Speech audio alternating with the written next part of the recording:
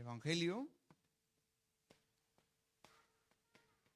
ha venido a cambiar mi vida. El Evangelio ha venido a cambiar mi vida. Y cuando empiezo a entender esto, entonces realmente voy a ser testigo de eso. Mientras más lo empiezo a pensar, a meditar, si yo conozco a Cristo no es simplemente o meramente para que yo esté con un conocimiento de más, sino es para entender que lo que he recibido ahora, lo que Cristo ha hecho en mi vida, es para que mi vida sea completamente transformada. ¿Pero de qué? En el mundo que existe, por supuesto que hay muchos problemas, pero por encima de los problemas está el problema que llamamos el problema fundamental. Vamos por favor a Isaías 59, versículo 2. Isaías 59, versículo 2.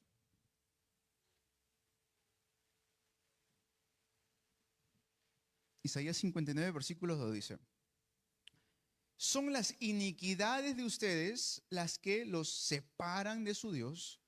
Son estos pecados los que los llevan a ocultar su rostro para no escucharlos. Escuchen bien, ¿eh? ¿Cuál es el problema del ser humano? Que está separado de Dios. ¿Ya? ¿Y cuál es o qué es eso que nos separa de Dios? Nuestras iniquidades y nuestros pecados hacen que Dios dice, esconda su rostro de nosotros. Isaías 59, versículo 2. El problema del ser humano es que está separado de Dios. Cuando uno empieza a ver las cosas que suceden en el mundo, ¿es por qué? Porque la gente está separada de Dios. Les comenté la semana pasada lo que sucedió con la atrocidad que cometieron en Colombia con una familia pastoral. Fue algo terrible, ¿no es cierto? La familia pastoral está en el reino del cielo ahorita mismo. Pero ¿qué llevó o qué lleva a la gente a hacer esto? Porque hasta el día de hoy sigue pasando esto. Es que la gente está separada de Dios. Sus pecados, sus iniquidades. Y por mucho que quisieran hablarles acerca de Dios, en realidad siempre rechazan a Dios. Miren cómo está no solamente el estado espiritual, sino también miren a nuestro país, Perú. La fe, el que conozcamos el Evangelio. ¿Qué les he dicho que el Evangelio tiene que hacer en nuestra vida? Tiene que cambiarlo. Amén. ¿Cuándo llegó el conocimiento de Jesús? ¿Cuándo llegó el conocimiento del Evangelio a Perú, a Latinoamérica? Aproximadamente en el año 1535 por allí, con la llegada de los españoles. ¿Cuánto tiempo ha pasado aproximadamente? Más de 500 años. ¿No? Más de 500 años. Ahora, ha pasado más de 500 años y ¿qué creen ustedes? ¿Que nuestro país o Latinoamérica ha avanzado significativamente 500 años? Yo creo que todavía le falta avanzar más. ¿Pero por qué es esto? Porque el Evangelio llegó como un conocimiento, mas no ¿para qué? Para transformar la vida de las personas. Eso es lo que estamos haciendo aquí, hermanos. Nos reunimos aquí en la iglesia, nos reunimos los días viernes, venimos de diferentes lugares para poder escuchar el culto. ¿Es para qué? Para que el Evangelio realmente haga un cambio en mi vida. Tanto un cambio en mi vida personal, un cambio en mi familia, un cambio en mi país, un cambio en mi alrededor, en mi región. Pero si el Evangelio no está haciendo eso en mi vida, ¿es por qué? Porque el Evangelio ha llegado solamente como un conocimiento. Y en realidad lo que estoy haciendo y todavía no he podido solucionar es el problema fundamental. Perú, Latinoamérica está todavía en este estado. ¿Y a quién Dios se les ha encargado esta tarea? Viendo el mensaje del día domingo, nos ha encargado a nosotros esta tarea de predicar el Evangelio. ¿Amén o no amén? Esto es muy importante. Si el Evangelio realmente ha venido para cambiar mi vida, pero no estoy viendo eso ahora mismo, ni en mi país, ni en la región de Latinoamérica, ni tampoco en el mundo entero, si no estoy viendo esto, quiere decir que todavía tengo el Evangelio solamente como un conocimiento. Pero hermanos, el diablo también conoce el evangelio, ¿cierto? El evangelio también es conocido por el diablo. O sea, el diablo sabe textos bíblicos. El diablo te puede citar capítulos enteros de la Biblia si él quisiera. Pero ¿qué es lo que el evangelio no puede hacer en su vida? No puede cambiarlo. Él ama el pecado, se deleita en el pecado. ¿Están entendiendo lo que les quiero decir? El evangelio tiene que impactar mi vida, tiene que transformar mi vida, tiene que realizar un cambio donde estoy, en mi región, en mi familia, de manera personal. Pero si eso no está pasando, entonces quiere decir que todavía el evangelio, Cristo Jesús, todavía es solamente un conocimiento. Entonces, si vemos el propósito del evangelio, que hemos dicho, transformar, cambiar, avivar, revivir, tenemos que hacernos la pregunta, ¿esto está pasando en mi vida? Hay que preguntarnos esto. ¿Mi vida está siendo transformada por el evangelio? ¿Mi vida está siendo cambiada por el evangelio? ¿He logrado transformar, he logrado cambiar la vida de otros con el evangelio? ¿Sé lo que es eso? ¿He experimentado eso en mi vida? ¿El evangelio está transformando, está cambiando mi región? Tengo que hacerme esa pregunta. Porque le dije, ¿no? Cuando llegó el catolicismo en nuestro país, en el año 1532, 35, por esa época, han pasado más de 500 años del conocimiento de Jesús, ¿correcto? Pero ¿qué tenemos que realmente ver? No solamente un conocimiento, sino una transformación en mi vida. Amén. Un cambio en mi vida. Los remanentes saben a lo que me refiero. Metanoia. Un cambio de corazón. Amén. Tiene que haber un cambio de corazón. Si mi corazón era antes solamente las iniquidades, los pecados, que en realidad las cosas de Dios me aburrían, en realidad las cosas de Dios lo rechazaba, pero ahora que conozco el evangelio, tiene que haber un cambio de corazón en mi vida. Mi corazón tiene que ser perseguir las cosas de Dios. Mi corazón tiene que ser perseguir cómo agrado el corazón del Padre Celestial. Y dentro de eso vamos a ver tantas respuestas para cada uno de nosotros, hermanos. Amén. Vamos a Génesis 28, por favor. Porque de aquí quería dar esta introducción para poder entender lo que vamos a ver el día de hoy. Génesis 28. Estamos tomando el desafío de leer la Biblia entera este año.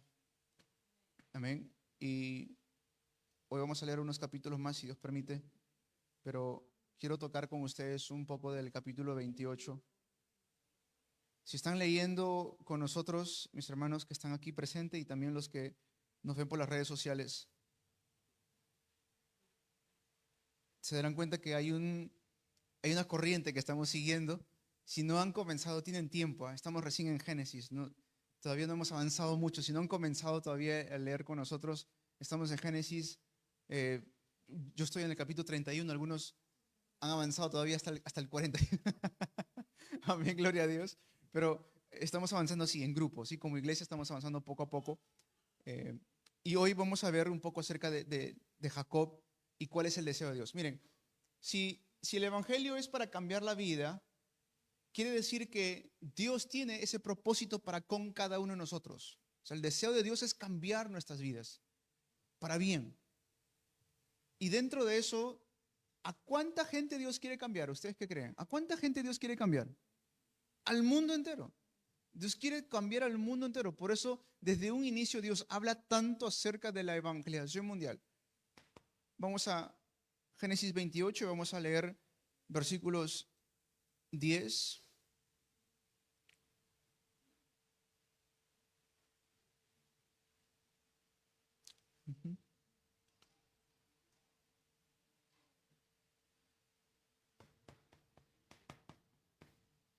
¿Qué está haciendo Jacob? Antes de entrar al versículo 10, ¿qué está haciendo Jacob? Está huyendo ahorita, ¿no? En el versículo 27, ¿qué es lo que había pasado? ¿Recuerdan o no? Jacob está huyendo ¿de quién? De su hermano Esaú, ¿no? Si le estoy dando un trasfondo para que podamos entender esto. Jacob está huyendo de su hermano Esaú. Esto sucedió ¿por qué? ¿Recuerdan? Isaac, que era el papá de Jacob, ¿no? El papá de Jacob se llama Isaac. Isaac tenía dos hijos, Esaú y Jacob, ¿no? Isaac dice que amaba mucho a Esaú. ¿No? ¿Y por qué amaba tanto a Esaú? Porque Esaú, pues, era realmente una figura bien varonil, ¿no? Él salía a cazar, él preparaba, dice, una comida muy rica para su padre. Entonces Isaac lo amaba mucho a Esaú. Por el contrario, Jacob no era tanto así. Es más, dice que Esaú era lampiño, ¿no? Un hombre, perdón, Esaú era muy velludo y Jacob era lampiño. Pero ¿quién amaba, dice, a Jacob? Su madre. Su mamá dice que le amaba mucho a Jacob. Ahora, si ustedes se dan cuenta leyendo los capítulos anteriores, la esposa de Abraham, Sara, era estéril. ¿Ya? Luego viene Isaac. La esposa de Isaac también estéril. Y cuando la esposa de Isaac clama al Señor, el Señor le dice algo bien interesante. Le dice, muy bien, vas a quedar embarazada. Y cuando queda embarazada con Esaú y Jacob. ¿Correcto? Y cuando está embarazada, ¿qué es lo que Dios le dice allí a la esposa de Isaac? Le dice, hay dos naciones en tu vientre. El mayor servirá al menor. Eso es lo que Dios dice.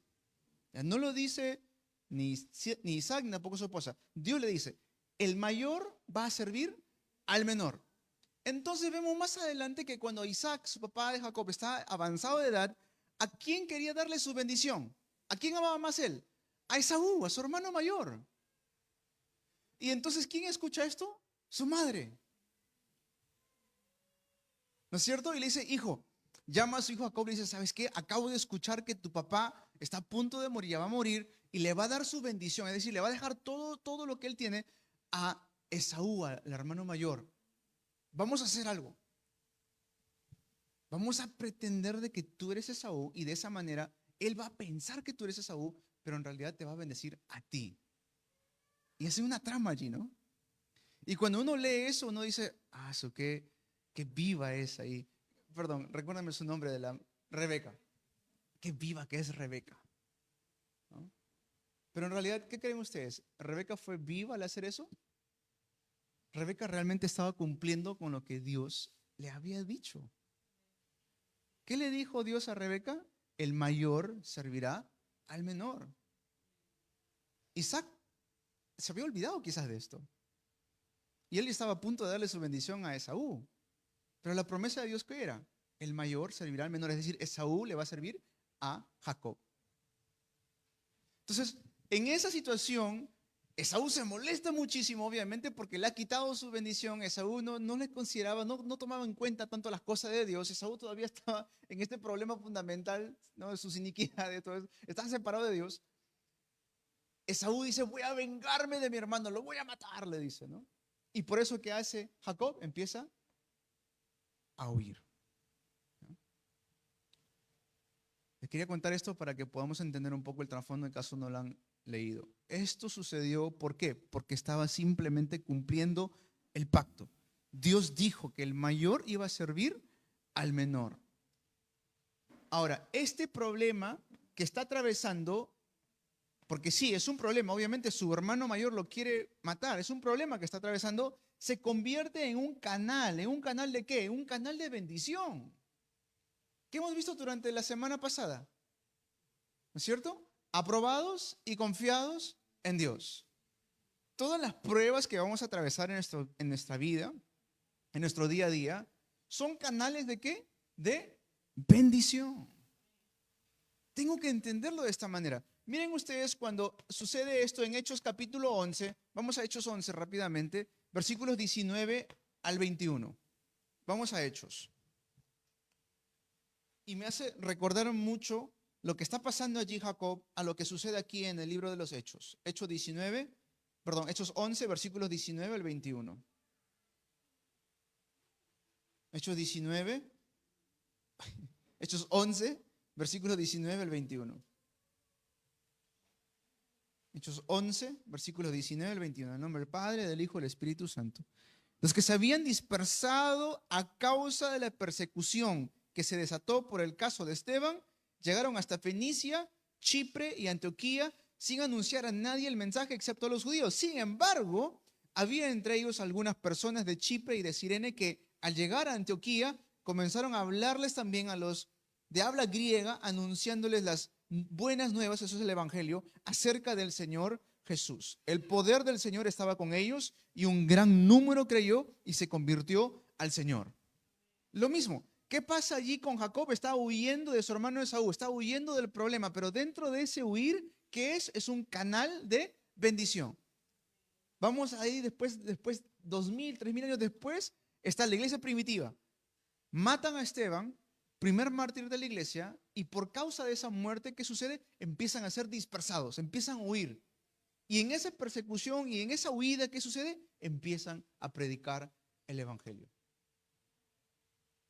Hermanos, los problemas son un canal de bendición. Amén. Pero tengo que abrir mis ojos para darme cuenta de esto. Porque si no lo veo así, siempre voy a pensar, otra vez me viene un problema. ¿Por qué otra vez, Señor? ¿Por qué me estás castigando, Dios? Y puede ser, miren, puede ser que realmente Dios te está probando en algo y quiere realmente transformarte. Pero tengo que darme cuenta que incluso eso es un canal de bendición. Amén. Y dentro de esto, ¿qué hace Jacob? Empieza a recibir la guía de parte del Señor. En medio de la dificultad, si vemos, muchos no sabemos cómo recibir la dirección, la guía de Dios en medio de dificultades. Lo primero que tratamos de hacer es depender de nuestra propia astucia, de nuestra propia manera de solucionar las cosas. Buscamos algún método, alguna manera. Sin embargo, siempre tenemos que en medio de la dificultad confiar en lo que Dios tiene ya preparado para mi vida. ¿Cómo ustedes creen que se habrá sentido en ese momento el papá de Jacob, Isaac? Cuando se entera que realmente no era Esaú quien estaba bendiciendo a su hijo menor. Pero si ustedes ven, ahí nuevamente regresamos a Génesis 28, el versículo 1 del capítulo 28 de Génesis dice, Isaac llamó a Jacob y lo bendijo y le ordenó, dice. Isaac vuelve a aferrarse al pacto.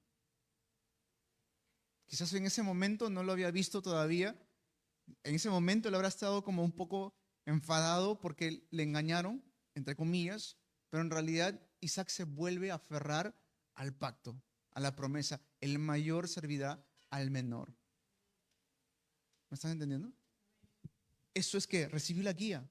A pesar de que estaba atravesando una dificultad allí, Jacob, en medio de esa dificultad, recibe la guía de parte de Dios y la confirmación por medio de su padre, y ahí su padre Isaac le empieza a dar órdenes específicas.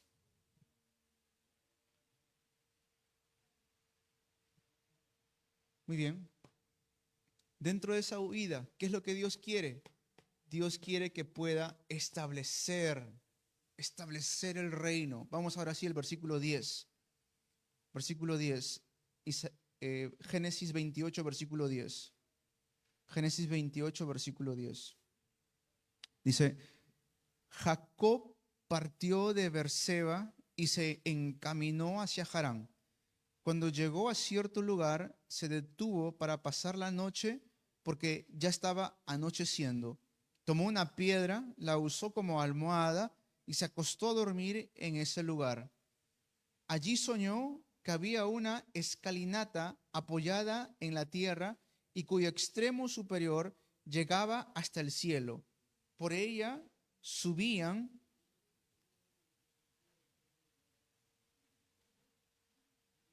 y bajaban los ángeles de Dios. Amén. Dice que había una escalera, ¿no? Una escalera, vamos a suponer que es una escalera, una escalinata que va desde el cielo hacia la tierra. ¿Y qué sucedía? Dice que los ángeles subían y bajaban. ¿A qué les hace recordar esto? ¿O qué es lo que se les viene a mente cuando ustedes piensan en lo que está soñando allí? ¿Qué es lo que Jesús vino a hacer cuando resucita? Hechos 1:3. ¿De qué habla Jesús allí? Por 40 días. ¿De qué les habla? Acerca del reino de Dios. ¿Se dan cuenta que esto no es nuevo? Lo que está pasando con Jacob, miles de años atrás, Jesús lo vuelve a confirmar cuando Él viene. O sea, el sueño de Jacob son todo lo que vemos en el Antiguo Testamento y todo lo que vemos en la Biblia, siempre tenemos que verlo pensando en ¿quién? En Cristo Jesús. Entonces, cuando vemos el sueño de Jacob, dice que había una escalera, una escalera allí que subían y bajaban ángeles. ¿Qué estaba estableciendo allí? El reino de Dios. Si ustedes ven Mateo capítulo 6, versículos 9 al 10, sale el Padre Nuestro. Ustedes conocen el Padre Nuestro, ¿cierto? Venga a nosotros tu reino. Venga a nosotros tu reino. Está allí. Lo que Dios desea es que en este mundo podamos establecer el reino de Dios. Recuerden, el Evangelio está ¿para qué? Para cambiar mi vida. ¿Y cómo se va a levantar ese cambio en mi vida? Cuando el reino de Dios empieza a establecerse donde yo vaya, donde yo esté. Si tenemos el Evangelio, es para llevarlo a las naciones, hermanos. Es para establecer el reino donde vivimos o donde Dios nos ponga. Por eso el mensaje de Año Nuevo es tan importante. Grita de alegría, hija de Sión, que el Señor habita en medio de ti. ¿Qué es eso? El reino de Dios. Este año vamos a levantar y entrenar a más líderes para que sean eficaces en el campo, amados hermanos. Amén. Este año tenemos que trabajar duro en el campo. No solamente se trata de salir, que es bueno esto, ¿sí? Salir al campo, sino se trata de ser eficaz en el campo. Eficaz. Porque si solamente salimos, miren, esta semana he estado yendo a diferentes lugares y me encuentro por Tomás Valle, por Negreiros. Estoy cruzando la pista, estaba sin carro, estoy cruzando la pista y un muchacho de 16 años se me acerca, me dice, hola, hola, ¿cómo estás? Le digo, pues yo veo a un remanente, ¿no? Un joven. Me dice, ¿tienes un tiempo para que te pueda hablar acerca de la diosa madre? Me dice, ¿no? Sí tengo tiempo, le digo. Háblame, conversame, le digo, quiero hablar contigo. Y me empieza a hablar, ¿no? Y claro, yo ya sé de esto. Dije, mira, y le empiezo a hablar del Evangelio. Le hice unas cuantas simples preguntas. ¿Cómo soy salvo? ¿Y para qué está escrito la Biblia? Y con esas dos preguntas que le hice, el muchacho quedó impactado. Dejó de predicarme y se quedó escuchando lo que le dije. Porque claro, ellos salen a predicar con sus materiales, ¿no? Obviamente se entiende esto. Pero en realidad no están predicando lo que ellos mismos han experimentado. Están predicando solamente lo que le han contado. Y a eso me voy cuando hablo de ser eficaz en el campo. Tengo que hablar de este evangelio que transforma vidas.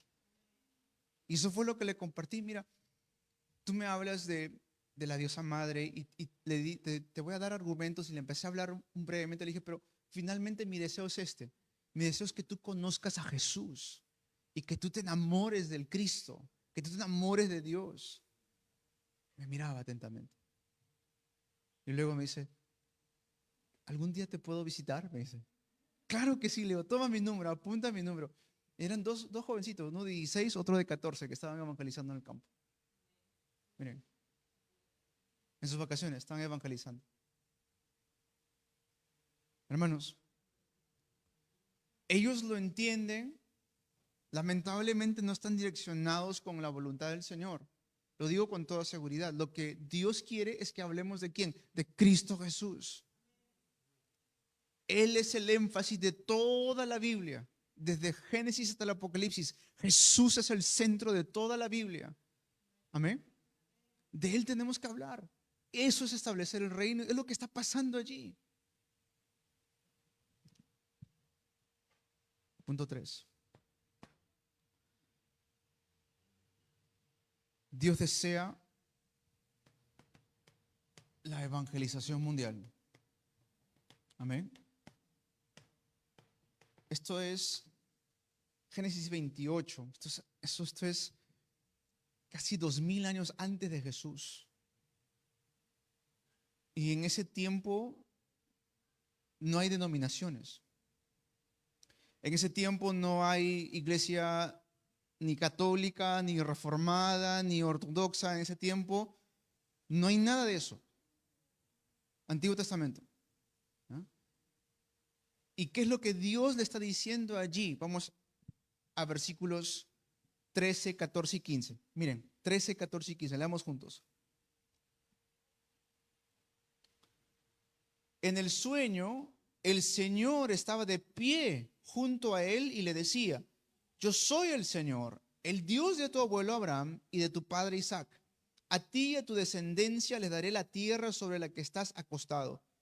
Tu descendencia será tan numerosa como el polvo de la tierra. Te extenderás de norte a sur y de oriente a occidente. Y todas las familias de la tierra serán bendecidas por medio de ti y tu descendencia.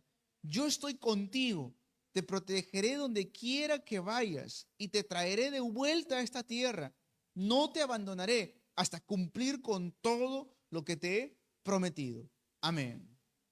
Dice que el Señor mismo estaba de pie junto a él en este sueño. Tanto así es el interés de Dios. Dios mismo está interesado en la evangelización mundial. Esto no es que se le ocurrió a alguna denominación, esto no es que se le ocurrió a alguna iglesia, no se le ocurrió a un pastor, es Dios mismo quien está interesado en la evangelización mundial. Dios mismo. Él mismo está ahí de pie. Él está allí juntamente con Jacob. No lo dice por medio de símbolos, no lo dice por medio de señales, el Señor mismo. ¿Y qué es lo que le dice? A ti y a tu descendencia. ¿Cuál es el interés de Dios? A la posteridad. Ese es el interés de Dios. Si ustedes ven en Juan capítulo 21, recuerden, tienen que todo conectarlo ¿con quién? Con Cristo. Juan capítulo 21, versículos 15 al 19, Jesús resucita y ¿a quién va a buscar? A Pedro. ¿Y qué había hecho Pedro? ¿Recuerdan? Pedro lo había negado a Jesús 3 veces. Pedro había negado a Jesús y en Juan capítulo 21 Jesús va a buscar nuevamente a Pedro. Y cuando lo encuentra a Pedro le hace la pregunta: Pedro, ¿me amas? ¿Más que a estos me amas? Le hace la pregunta 3 veces. Y en eso, ¿cómo le responde? Sí, Señor, tú sabes que te amo. ¿Y qué le responde Jesús? Apacienta mis corderos, apacienta mis ovejas. Está acá, está conectado con esto. Dios desea la evangelización mundial, porque es la única manera de poder cambiar a las personas. No existe otra manera. No importa qué tan desarrollado esté un país, si no hay evangelio no va a haber cambio. No importa qué tanta economía tenga un país, qué tanta tecnología tenga un país. Miren a Japón. Japón, lo he visitado un par de veces Japón. Es un país muy bonito, mucha tecnología, muy respetuoso, limpio por donde tú vayas. Sin embargo, están sufriendo de problemas mentales. ¿Por qué? Porque lo que más carece en Japón, ¿qué es? Es el evangelio. El evangelio es lo que transforma vidas. Y eso es lo que Dios desea. Que llevemos este evangelio al mundo entero, comenzando desde uno mismo. Amén. Lo bonito de esto es que cuando el Señor habla aquí, le dice: por medio de ti, muchas familias serán bendecidas. El interés de Dios es la familia. ¿Se están dando cuenta?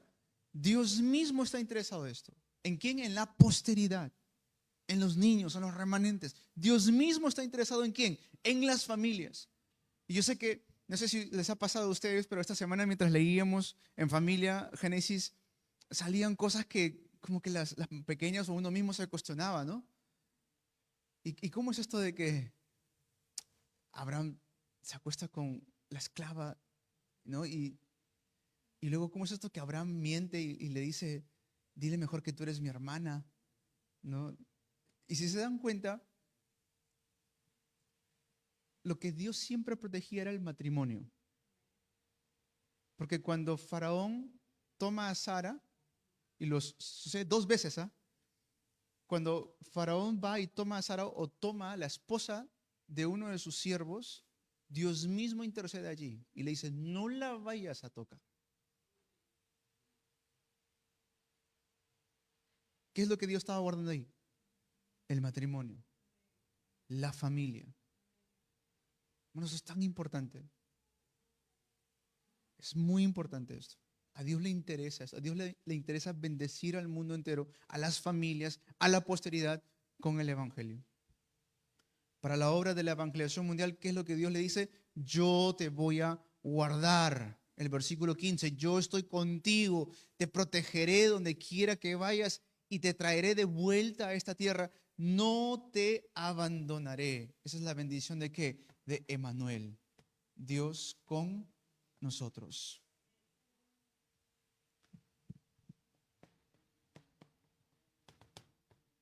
¿Sí logran ver?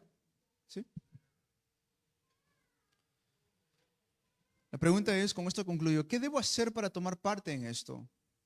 ¿Ah? Vamos a leer un poco de lo que cómo Jacob responde a esto. Vamos a versículo 16. Al despertar Jacob de su sueño pensó, en realidad el Señor está en este lugar y yo no me había dado cuenta. No me había dado cuenta. Es decir, hay momentos en la vida en la cual suceden cosas a nuestro alrededor que nos distraen de lo verdadero. ¿Ah? Como por ejemplo un problema en la semana, o de repente alguna aflicción, o de repente algún dolor, o de repente el conflicto familiar.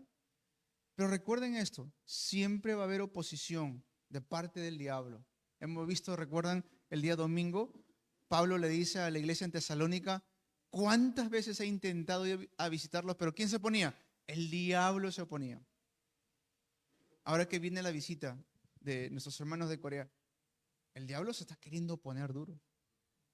Y cada vez que esto pasa, para mí es una confirmación de que Dios tiene cosas grandes preparadas. Porque no es casualidad que el diablo quiera atacarme a mí, que el diablo quiera atacar al pastor que va a venir. Hemos hablado hoy con el pastor. Coincidimos en eso. Quiere decir que Dios tiene grandes bendiciones preparadas. Amén. Todo esto es un canal de bendiciones. ¿Qué hacemos? Nos aferramos más a la palabra. Es que a veces no nos damos cuenta. Tenemos que abrir nuestros ojos espirituales. Amén. En el día a día, el diablo nos quiere distraer, pero ¿qué es lo que se dio cuenta después allí Jacob? Sin duda, el Señor está aquí. Amén. Sin duda, Cristo está aquí. Versículo 17 dice, y con mucho temor, ahí está. ¿Recuerdan ustedes el lema del año 2022? Restaura tu temor a Dios y tu fervor por las cosas de Dios. Inmediatamente, cuando Jacob tuvo una experiencia que le cambia su vida, esta experiencia realmente encontrarse con Dios, Dios mismo estaba a su lado, dice, ¿qué es lo que viene a su vida? Temor. Y cuando la iglesia habla de esto, muchos se incomodan, porque piensan que solamente Dios es solamente amor. Pero tengo que ver el otro lado de esto. Porque hay que reconocer, y esto le digo siempre a los no creyentes cuando converso con ellos, le digo, si la gente tuviera temor a Dios, no haría las cosas que hacen. Es que se han acostumbrado a un Dios que solamente es amor, que solamente es perdón. Sí, es cierto, Dios es amor, Dios perdona, tiene mucha misericordia, pero no hay que abusar de esto. Siempre tenemos que restaurar nuestro temor delante de Dios. Y lo dice Jacob hoy, allí del versículo 17. Y con mucho temor añadió, qué asombroso es este lugar. Es nada menos que la casa de Dios en la puerta del cielo. Si ustedes han ido leyendo estos últimos capítulos, hay una condición que Dios siempre ponía allí. Si obedeces mis mandamientos, si cumples mis mandatos, te voy a bendecir. Eso es muy importante, hermanos. O sea, yo puedo decir, sí, la evangelización mundial, sí, vamos a las 233 naciones, pero no tengo temor a Dios. Y no me interesa seguir los mandatos, es decir, no me interesa la palabra, no me interesa el culto, no va a pasar nada en mi vida. Si mi enfoque solamente es trabajo, dinero, pues lamentablemente eso me va a consumir. Hermanos, no estoy diciendo esto para señalar el dedo a nadie. Estoy solamente tomando el texto de hoy. Jacob estaba así un momento. Isaac también un momento. Pero hay que regresar a tomar el pacto de Dios. Amén. Hay que retomar el pacto de Dios nuevamente. Abraham también, lo hemos visto. Abraham 2 veces le dice a su esposa, dile que eres mi hermana. En realidad eras como su media hermana, pero en realidad era su esposa, pues. Abraham también tuvo su incredulidad al momento. Finalmente Dios bendice cuando se vuelven a aferrar al pacto. Amén. Le seguimos leyendo, dice, luego Jacob hizo esta promesa. Versículo 20, leemos. Si Dios me acompaña y me protege en este viaje que estoy haciendo, y si me da alimento y ropa para vestirme, y si regreso sano y salvo a la casa de mi padre, entonces el Señor será mi Dios. 22 dice, y esta piedra que yo erigí como pilar será casa de Dios, y de todo lo que Dios me dé, le daré la 10ª parte. ¿De qué está hablando allí? El diezmo. ¿Qué es eso? La economía de la luz. ¿Cuántas veces no la has criticado a la iglesia? Es que ya ves, ya vas a la iglesia para que te quiten el diezmo. Que para ellos es locura esto.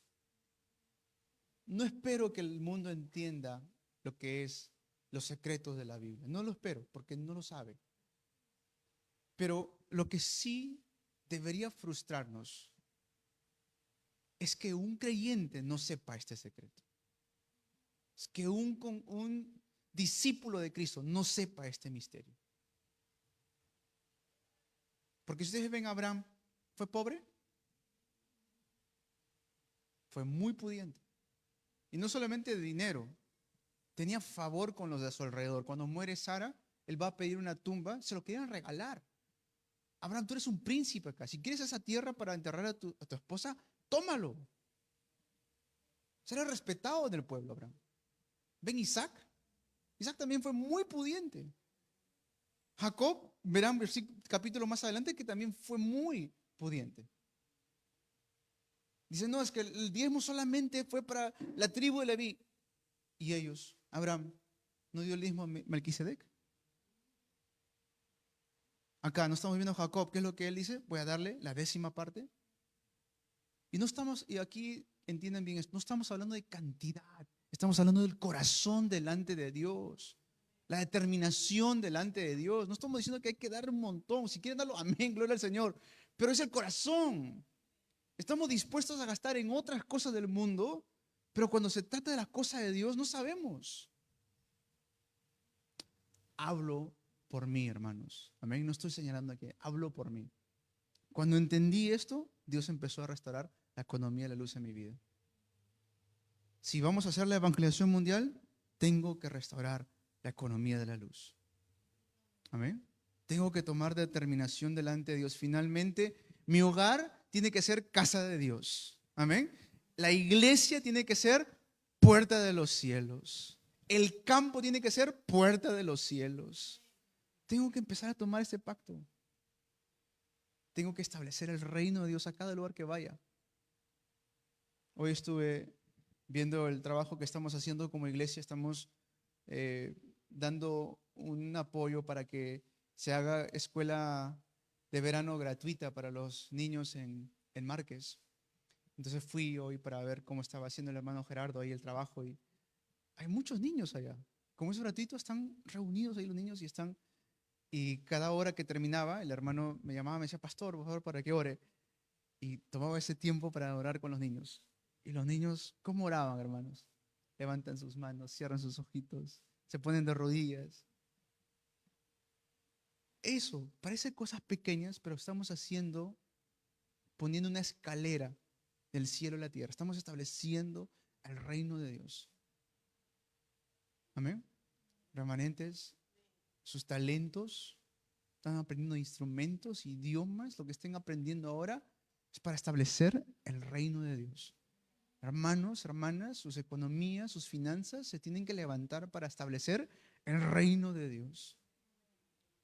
Tenemos que empezar a tomar el pacto. Si me solté, Abraham también se soltó del pacto en un momento. Isaac también, Jacob también. Pero ¿cuándo es que Dios derrama las bendiciones? Cuando se vuelven a aferrar al pacto. Tengo que volverme a aferrar al pacto. Amén.